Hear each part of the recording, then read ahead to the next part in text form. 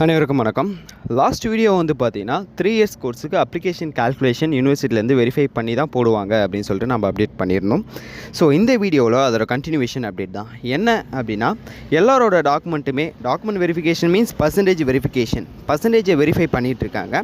So verify பண்ண percentage வந்து பார்த்தீங்கன்னா, நீங்கள் உங்கள் லாகின் போர்ட்டலில் லாகின் பண்ணி பார்க்கும்பொழுது உங்களோட மார்க்கு, நீங்கள் ஓவரால் மார்க்கு, நீங்கள் போட்டிருக்க மார்க் அதெல்லாம் 0 ஆகி கடைசியில் உங்களுக்கு எவ்வளோ பர்சன்டேஜ் வரும் அப்படின்றது காட்டும். அதாவது யூனிவர்சிட்டி போர்ட்டல்லே வந்து பார்த்தீங்கன்னா TNDALUவில் போய்ட்டு அட்மிஷன் அப்படின்ற ஸ்லாட்குள்ளே, லா அட்மிஷன் அப்படின்ற ஸ்லாட்குள்ளே போனீங்க அப்படின்னா மேலே 3 டாட் வச்சுருக்கோம்.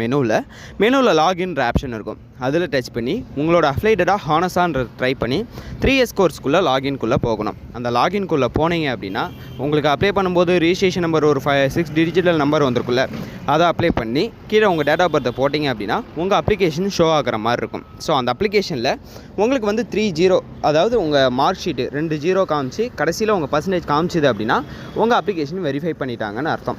சரிங்களா? ஸோ இந்த ப்ராசஸ் இப்போ போயிட்டுருக்கிறதால உங்கள் மார்க்கில் வந்து உங்களுக்கு டவுட் இருந்தது அப்படின்னா அதை நீங்கள் ஒரு வாட்டி செக் பண்ணிக்கலாம்.